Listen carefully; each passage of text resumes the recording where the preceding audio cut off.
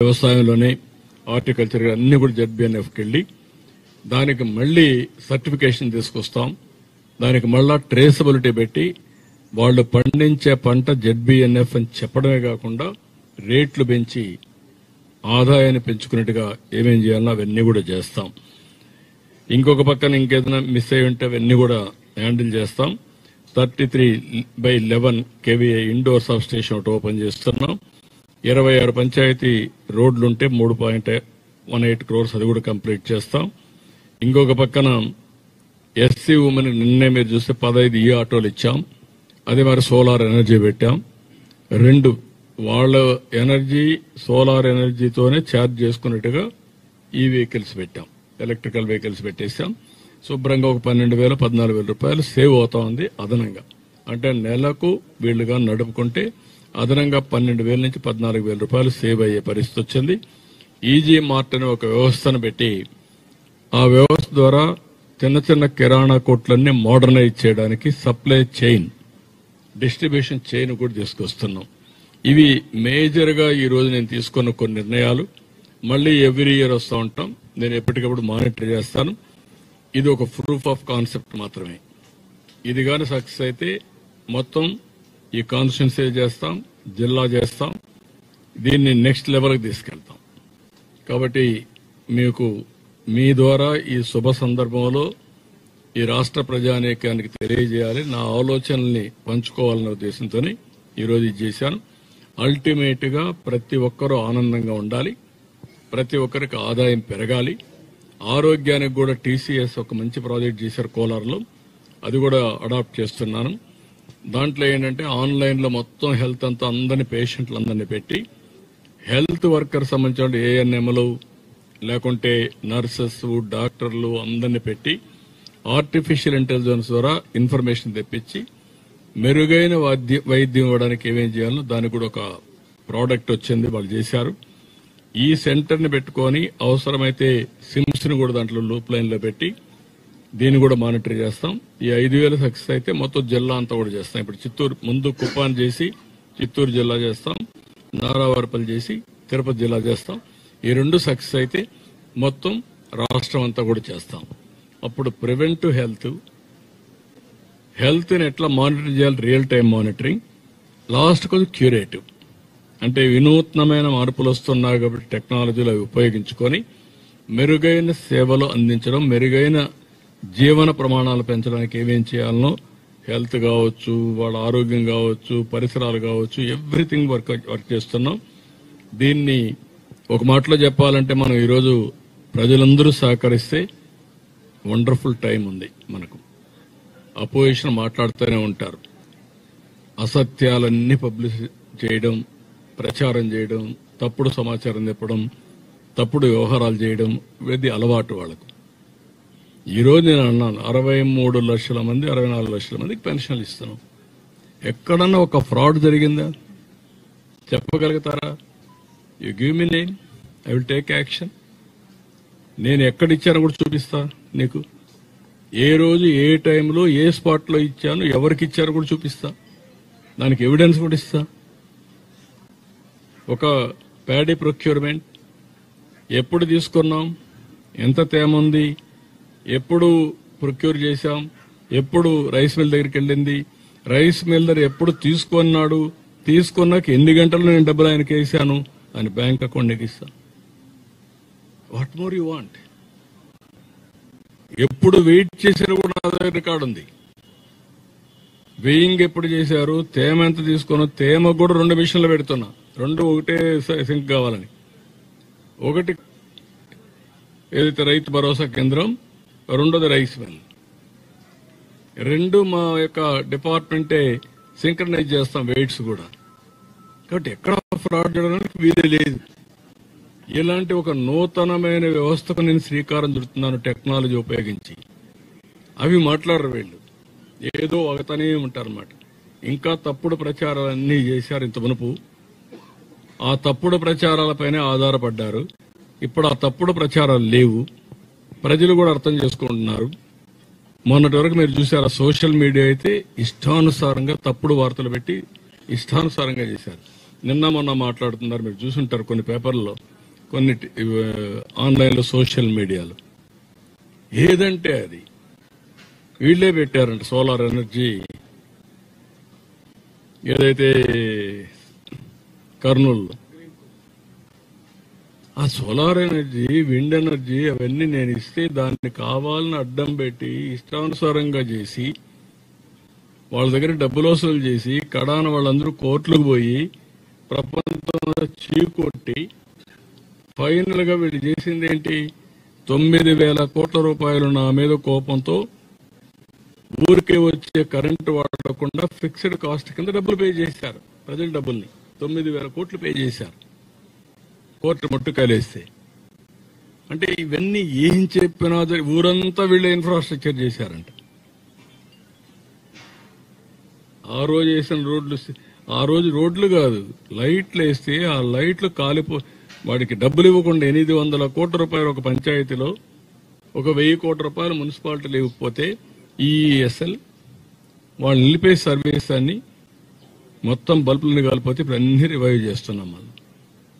ఇలాంటి ఒక్క వ్యవస్థను కాదు, అన్ని వ్యవస్థలను భ్రష్టు పట్టించారు. ఇప్పుడు ఎదురుదాడి చేసే పరిస్థితికి వచ్చారు. ఏం పర్వాలేదు, నేను సాక్ష్యాధారాలతో సహా ట్రాన్స్పరెంట్ గా ప్రజల ముందర పెడతా. ప్రజలు గుర్తుపెట్టుకోవాల్సింది, మీ భవిష్యత్తు మీ చేతుల్లో ఉంది. తప్పుడు రాజకీయాలు చేసే వ్యక్తులు ఇది చేస్తే మనం దెబ్బతింటాం. నేను ఒకటే అందరికి హామీ ఇస్తున్నా, అందరికీ న్యాయం చేయాలనేది మా అభిమతం. దానికి ఎన్ని ఇబ్బందులు వచ్చినా మేము ముందుకెళ్తాం. దాంట్లో సెకండ్ థాట్ లేదు. Will do it.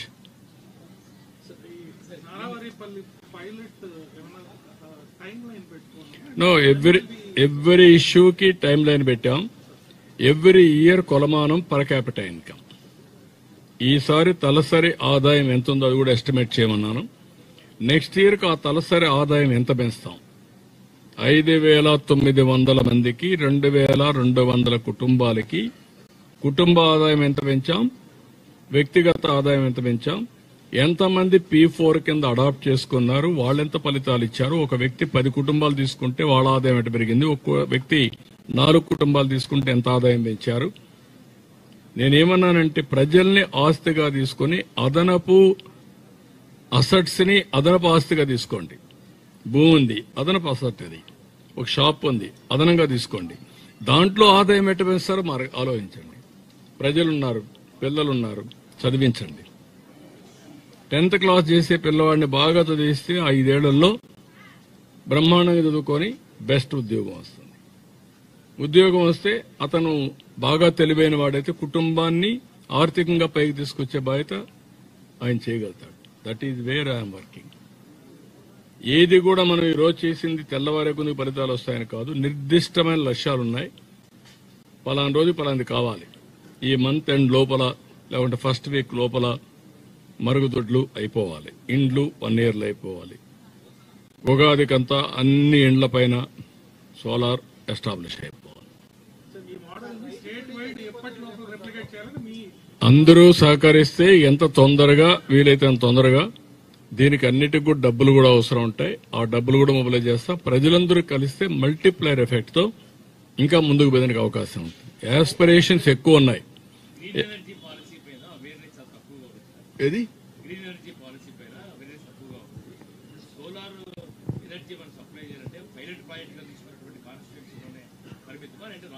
రాష్ట్ర వ్యాప్తంగా అన్ని ఎస్సీ ఎస్టీ హౌసెస్ అన్నిటికీ ఇస్తాం. అందరికి ఇస్తాం. అందరికి ఇప్పుడు నో బార్. బిగినింగ్ లో అందరికి ఇస్తాం. ఎస్సీ ఎస్టీ పైన ఎక్కువ శ్రద్ధ పెడతాం. నువ్వు కూడా మీ ఇంటి పైన పెట్టేసుకో, నీకు కూడా సేమ్ పాలసీ.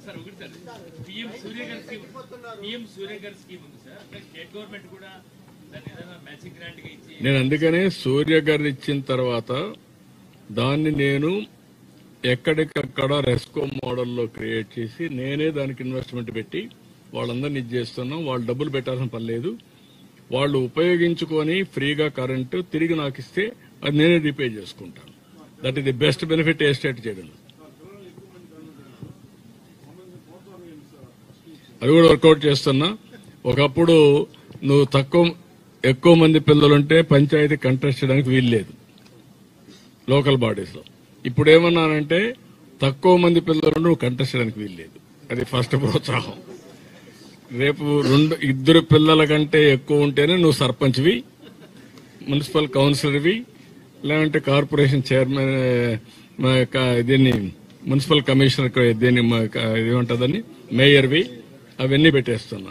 ఇది అయిన తర్వాత ఎంతమంది ఎక్కువ ఉంటే, ఒకప్పుడు ఏం చేసేవాళ్ళం అంటే 5 కేజీలు ఒక్కొక్కరికి, 25 కేజీలు సీలింగ్, 25 కేజీల పైన ఎక్కువ 10 మంది ఉన్నారనుకోండి 25 కేజీలు ఇచ్చేవాళ్ళం. అట్ట కాదు, ఒకవేళ అవసరం 4 కేజీలు వాళ్ళకి ఇచ్చి, 4 కంటే 5 మంది కంటే ఎక్కువ ఉంటే ఒక కుటుంబంలో వాళ్ళకి కావాలంటే ఇంకొక కేజీ ఎక్కువ ఇద్దాం. అలాంటి పాలసీ క్రియేట్ చేస్తాను, తొందరలో ఇస్తాం, అవన్నీ పెడదాం.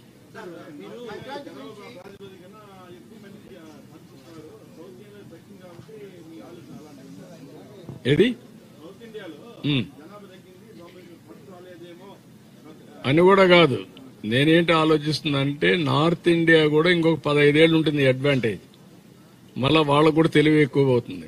ఇప్పుడు మీరున్నారనుకోండి, మీ తల్లి తండ్రి 4-5 మంది పిల్లలు పుట్టించారు, మీరు వస్తాను ఒకరికి వచ్చేసారు, 2కి వచ్చారు. ఇప్పుడు కొంతమంది ఇంకా తెలివైన వాళ్ళు ఏమంటున్నారంటే double income, no kids, let us enjoy.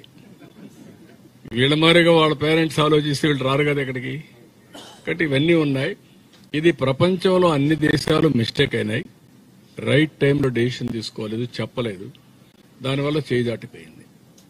సంపద సృష్టించారు, ఆదాయాన్ని పెంచారు, దేశాన్ని ముందు తీసుకుపోయారు, కానీ ఇలాంటి ప్రమాదాన్ని గుర్తించలేదు. ఈరోజు south Korea 0.7% growth rate, Japan same thing, Europe మొత్తం అదే పరిస్థితి. వాళ్ళకి ఇప్పుడు మనుషులు కావాలా, మనం పంపించాలి, ఆ పరిస్థితికి వచ్చాం. అవన్నీ కూడా నేను అన్ని కూడా ఒకసారి ఎగ్జామిన్ చేసి ఆ సమస్యలన్నీ ఎట్లా పరిష్కారం చేయాలనో పరిష్కారం చేస్తాం. మొన్నే సెట్టిపల్లిది ఎప్పుడో ఉండే వ్యవస్థని మొన్నే సార్ట్అవుట్ చేశాం. దామినేడు కూడా అదే మరిగా ఉంది, ఇంకా కొన్ని ఉన్నాయి మరిగా. అవన్నీ తీసుకోమంటున్నాను, తీసుకొని అన్ని స్టడీ చేసి విల్ సార్ట్ ఇట్ అవుట్. ఏదండి అది కూడా ఇస్తున్నాం అండి మోడర్నైజేషన్ కి, అందుకనే ఎక్కువ పెట్టాం, అవి కూడా ఇస్తున్నాం. ఇప్పుడు నేను తీసుకొచ్చేట అన్ని కూడా మోడర్నైజేషన్, ఈవెన్ డ్రోన్స్ వినియోగం అన్ని వస్తాయి దీంట్లో.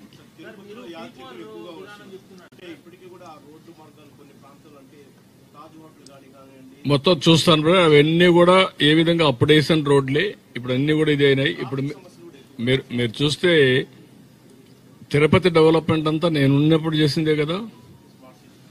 మొన్న కూడా గరుడ వారధి పెడితే దాన్ని కూడా కంప చేశారు కదా. నేను ఎక్కడ తీసుకురావాలి దాన్ని? నాటు కపిల్ తీర్థం ఇక్కడ రావాల్సిన దాన్ని అలిపిరికి రావాల్సిందని కపిల్ తీర్థం కూడా ఆపేశారు. ఇలాంటి చాలా జరిగాయి. ఈ పక్క రోడ్డు కూడా ఏంటి, నేరుగా అలిపిరికి కనెక్ట్ చేయాల, ఈ రోడ్డు చిత్తూరు రోడ్డు, దాన్ని ఎటు తీసుకుపోయి కాలూరు కలిపేశారు. ఇలాంటి చాలా జరిగాయి. ఇవన్నీ మళ్ళా కరెక్ట్ చేసి తిరుపతిని వన్ ఆఫ్ ది బెస్ట్ సిటీగా, విశాఖపట్నం, అమరావతి, తిరుపతి, కర్నూలు ఇలాంటి మేజర్ సిటీస్, నెల్లూరు ఇలాంటి సిటీస్ ఉన్నాయి. అవన్నీ కూడా నెక్స్ట్ లెవెల్ తీసుకెళ్ళాలి. ఓకే,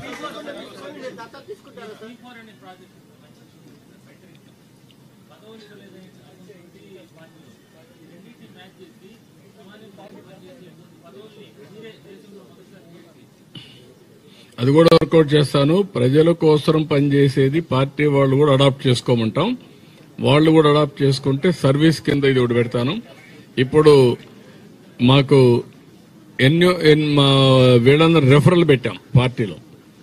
రెఫరల్ పెట్టి ఒక్కొక్క వ్యక్తి ఎంతమంది మెంబర్షిప్ చేస్తారు చేయమంటే 1 కోటి మెంబర్షిప్ వచ్చింది మాకు. ఫస్ట్ టైం చరిత్రలో ఏ పార్టీ, ఒక ప్రాంతీయ పార్టీ 1 కోటి మెంబర్లు ఆన్లైన్ లో చేసిన సందర్భాలు ఎక్కడా లేవు. అది వచ్చింది. ఇప్పుడు నువ్వు చెప్పింది కూడా వర్కౌట్ చేస్తాం. సర్వీస్ క్రైటీరియా కింద పెట్టి వాళ్ళు చేయడమా, వాళ్ళు మనుషులు పట్టుకురావడమా, P4 కింద. ఆ ఊర్లో వాళ్ళు ఉంటారు, వాడు అమెరికాలో ఉంటాడు, వాళ్ళు పట్టుకొచ్చి చేపిస్తారు. వీళ్ళు రెఫరల్ గా పెడతాం, పెట్టి వాళ్ళకి పదవులు ఇచ్చేదంటే వీళ్ళకి ఇస్తాను. అది లాజికల్ గా తీసుకెళ్తాం. ఇప్పుడు ఈయనున్నాడు, ఎమ్మెల్యే ఉన్నాడు, 2 ఎన్ని చేశారు ఇప్పటికీ? సోలార్ రూఫ్ టాప్ ఎందుకు చేయలేదు? అది రేపటి నుంచి క్వశ్చన్ చేస్తా. అందరి పర్ఫార్మెన్స్ ని నేను ఒక ప్రోగ్రామ్ ఇచ్చిన తర్వాత ఎవరెవరు ఎట్ట చేశారో అన్ని బేరే చేస్తా. ఎవరెవరు బాగా చేస్తే వాళ్ళకి పదవులు ఇస్తాం, వాళ్ళ ప్రమోషన్ ఇస్తాం. అంచెలంచెలుగా వాళ్ళని నర్చర్ చేసుకుంటూ బెస్ట్ లీడర్ సమాజం కోసం తయారు చేస్తాం. లీడర్ అనేవాడు సమాజానికి పెద్ద అసట్టు, ఆస్తి. ఏంటండి చేద్దామా? ఒక నువ్వు చెప్తే రేపటి నుంచి నువ్వేం చేయదు నువ్వే అంటావు. అది కాదు కావాల్సింది. రాష్ట్రమే నాది, అన్ని కూడా డెవలప్ చేస్తాం, చంద్రగిరి కూడా డెవలప్ చేస్తాం, అన్ని చేస్తాం. నేను చాలా స్కూల్లో చదివా. కందులో శేషాపురం చదివా, చంద్రగిరి చదివా, టీపీపీ స్కూల్కి వచ్చా, ఎస్జీ ఆర్ట్స్ కాలేజ్ పోయా, అక్కడి నుంచి ఎస్వి యూనివర్సిటీకి వచ్చా. అన్ని ఉన్నాయి. బట్ ఇవన్నీ చేసే బాధ్యత నాది.